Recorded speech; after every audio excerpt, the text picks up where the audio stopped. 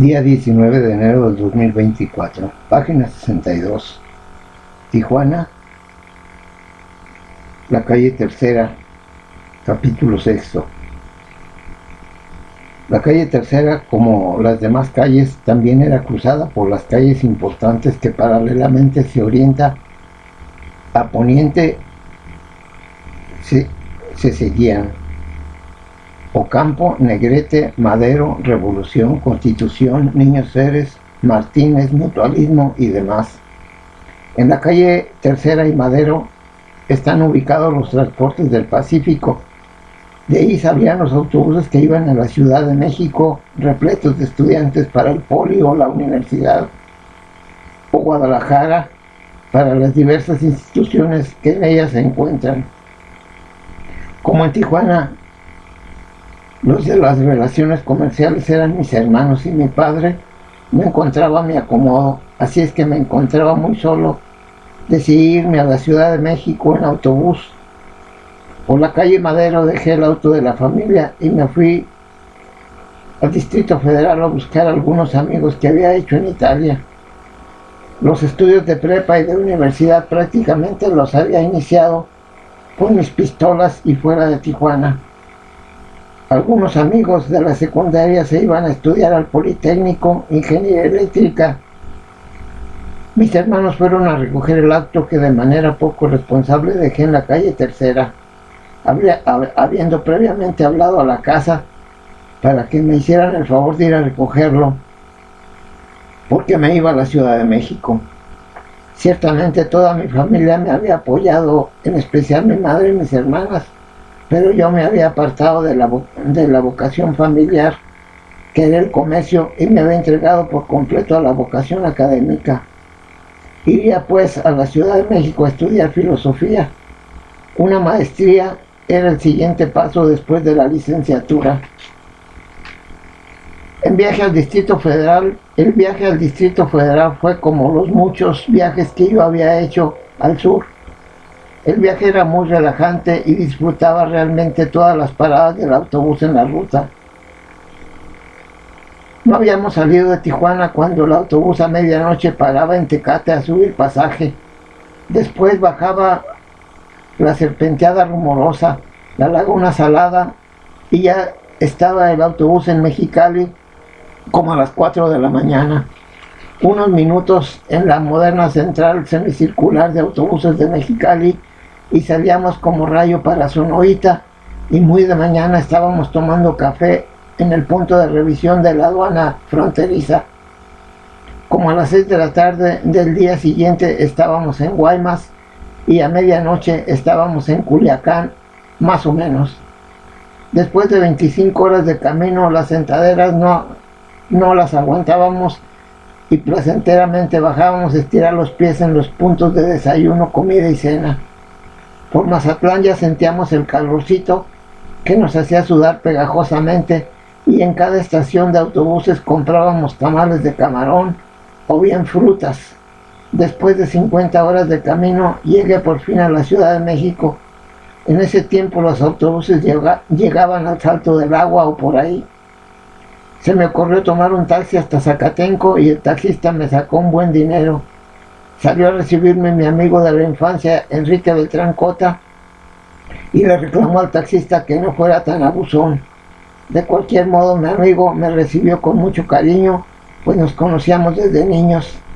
En Tijuana mi casa estaba prácticamente enfrente a su casa.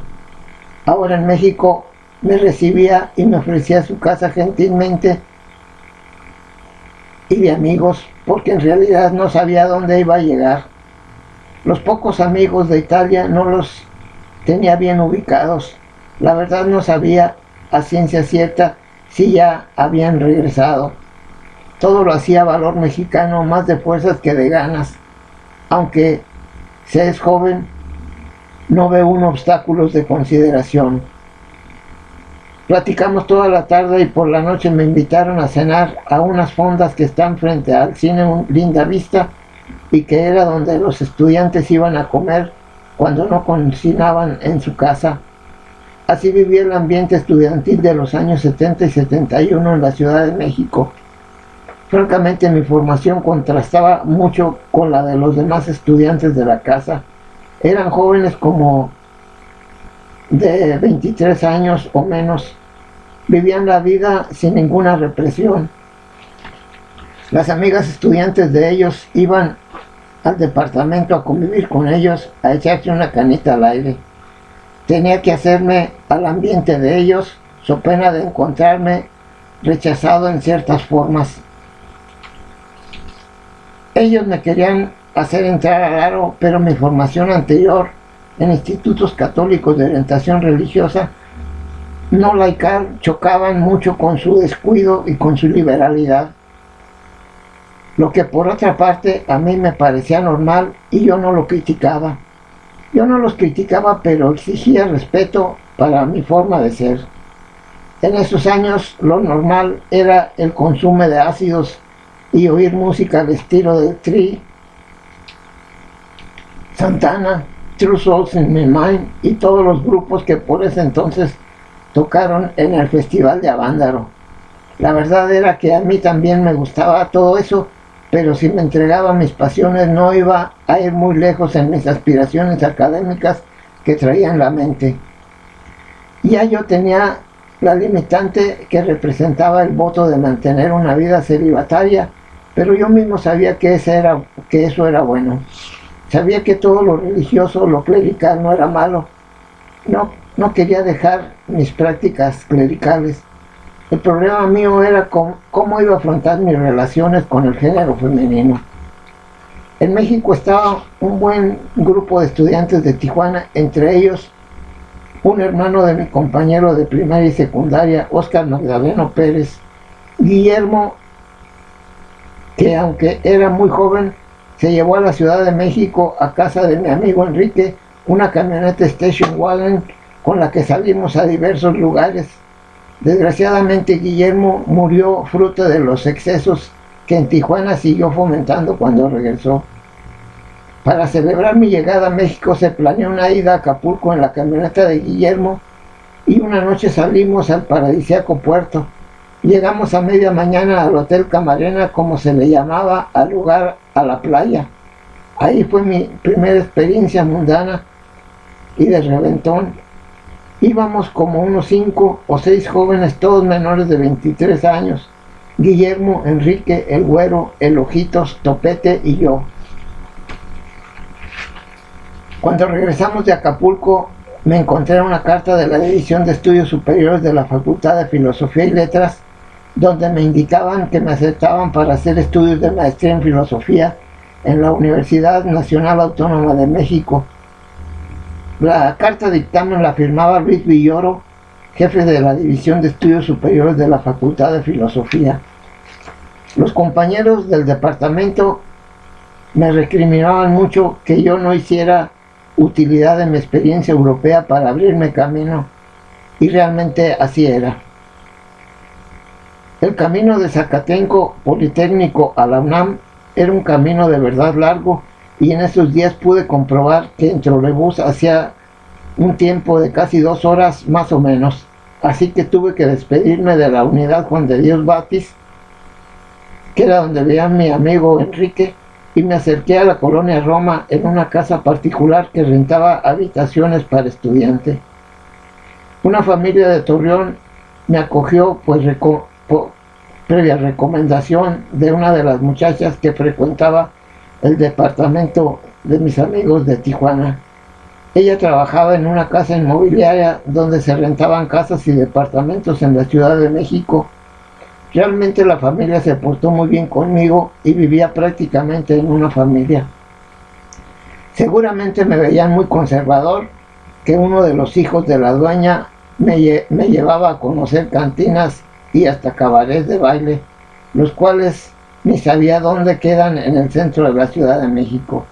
Un primo de la dueña llegó a decirme: ¿por qué no te buscas una novia? Seguramente porque veían que mucho respetaba a las hijas de la dueña. Tal vez llegaron a pensar que ellas no eran de mi agrado, pero lo que yo tenía por ellas era mucho respeto. Estuve con esa familia algunas semanas y recuerdo que En tiempo de lluvias toda la calle se inundaba. Era la calle Tehuantepec e Insurgentes. Había que destapar alcantarillas. Después se presentó la oportunidad de un pequeño departamento en el número 95 de la calle de Tehuantepec y estaba amueblado. Me fui a vivir ahí ya con plena libertad y sin que nadie me molestara.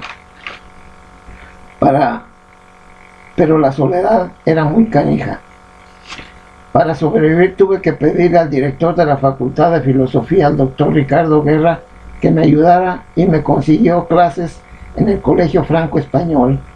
Mediante el coordinador de esa institución, Adrián Burkhardt, antes el doctor Guerra me dijo que si no me interesaba un puesto de profesor de filosofía en la Universidad de Sonora, y tuve que decirle lamentablemente que no, porque no eran esos mis planes académicos. Allí en la Facultad de Filosofía conocí al doctor Abelardo Villegas, que luego sería rector de la UNAM, Adolfo Sánchez Vázquez, un comunista que impartía clases de marxismo, quienes fueron maestros míos o expositores de las clases que yo frecuentaba. La verdad no sabía cómo iba a sacar los meses con muy poca ayuda de mi casa materna y sin prácticamente tener un oficio para ganarme la vida. Pude comprar un Volkswagen viejo con el que me trasladaba a la UNAM, al Franco Español y a una escuela preparatoria de Polanco, donde había conseguido también unas clases vía la bolsa de empleo de la UNAM, vía que la bolsa de empleo de la UNAM tiene para los estudiantes. Allí me mandaron y ahí fui. Yo estaba más o menos acomodado en esa escuela preparatoria de Polanco. Allí conocí dos profesores con los que salimos de juerga y en ocasiones llegamos hasta Veracruz, a Minatitlán, donde nació Salma Hayek, y a Coatzacoalcos, Veracruz, que eran sus lugares de nacimiento. Ellos eran profesores de física y de matemáticas, pero lo que principalmente que nos unía era la edad y prácticamente también la soledad que teníamos. Mi nuevo domicilio en la calle de Tehuantepec 95 me daba la oportunidad de tener más libertad, pero también más soledad. Realmente tenía todo lo que se necesita. Mi cocina, mi baño con agua caliente, mi sala de estudio y recámara, lo mismo en un solo lugar, y un respirador que daba a una ventana grande que prácticamente veía lo que todos los inquilinos del edificio hacían. Estaba a todas mis anchas. ¿Qué es lo que se le espera a un joven de 23 años viviendo solo y soltero? Sin quererlo empezaron a desfilar amigos y amigas que querían ser eso, amigos y amigas. Las primeras en visitarme fueron Lupita de Pachuca, quien me consiguió el departamento, y sus amigas. Cuando salía a comer se iban a pie a visitarme. Eran solamente unas cuantas cuadras de Insurgentes, Glorieta de Chilpancingo y Tehuantepec. En el edificio eran como unos 8 departamentos, y cuando yo salía a la universidad muy bañado, la hija de un matrimonio judío le gritaba a su mamá: mamá, mamá, ahí va mi novio. Esas palabras me levantaban mucho el ánimo. Bueno, a ese conjunto de comodidades que tenía en el edificio de Tehuantepec, yo le llamo departamento, pero era el único conjunto de comodidades que estaba aislado del resto de departamentos. Estaba en el primer piso, en la sección del estacionamiento, que servía de cochera. Tenía llave de entrada por la puerta principal, así que me sentía como un inquilino más. Los segundos visitantes que fueron a inaugurar mi llegada al edificio fueron los amigos de Tijuana de la Unidad Juan de Dios Batis del Poli. Llegaron Enrique, el Ojitos, Topete, Guillermo, el Güero, quien estudiaba contabilidad, cada cual con sus respectivas amigas o novias. El departamento resultaba muy pequeño y las mujeres se fueron a refugiar a la pequeña cocina que sirvió para preparar las bebidas. El ambiente laico nos contagió y las cubas empezaron a fluir. La música de Santana y de los conjuntos de moda juvenil sonó a todo vapor. Uno no aguantaron las bebidas y fueron a bocarear el estacionamiento junto a los autos de los vecinos. Luego la señora que hacía el aseo del edificio se quejó prácticamente. Tuvo fiesta anoche, ¿verdad? Solamente me reí, pues yo no había tomado ni una copa. Aunque la suciedad que se hizo le pudo haber hecho cualquiera de los que usaban auto, yo sabía bien quiénes lo habían hecho, mis amigos. Bueno, mis amigos con sus novias se divirtieron mucho, o al menos mis amigos. La hija de la señora que hacía el aseo del edificio tenía una prima y ambas tenían no más de 20 años. Cuando una no estaba en mi departamento, estaba la otra, una rubia y otra morena. Realmente aliviaron mi soledad en ese departamento y su amistad me sirvió de mucho. Pero a esa edad todas las hijas de familia quieren casarse o casar a un hombre. La chica morena me acompañaba a dar mis paseos y hacer visitas a algunos amigos de Mexicali que vivían pasando el acueducto apenas algunas cuadras lejanas de mi casa en la calle de Tehuantepec. La chica rubia era la más cariñosa y la que me daba más entrada, pero a ninguna de las dos quise acercarme mucho porque eran hija y sobrina de la sirvienta que, como dije, hacía el aseo. En el primer departamento vivía Itala, tenía como unos 22 años. Ahí vivía su hermana casada y ya divorciada con 2 niños. Vivían además su mamá y su abuelita. Como era el departamento de la pura entrada casi junto al mío, me veían que yo salía y entraba también, y también veían quién salía y quién entraba. Ya después de varias semanas me empezaron a saludar y pues veía que prácticamente vivía solo, pero amigos sí tenía y bastantes. Ahí llegaban los profesores amigos míos, quienes impartían clases conmigo en la preparatoria de Polanco. Itala y yo prácticamente éramos de la misma edad. La piel de Itala era blanca y era muy risueña.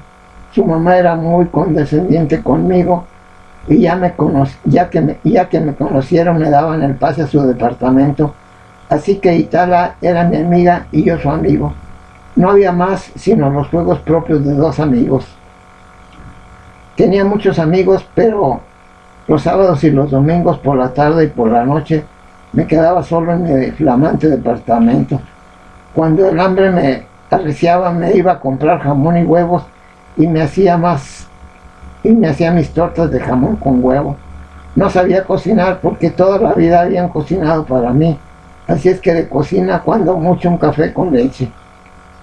Cuando el hambre arreciaba, de plano me salía a cenar en alguna fonda o restaurante, y cuando de plano tenía muy poco dinero, me iba con una señora que hacía una especie de quesadillas y guaraches por la calle de Baja California y que estaba a una cuadra de Tehuantepec.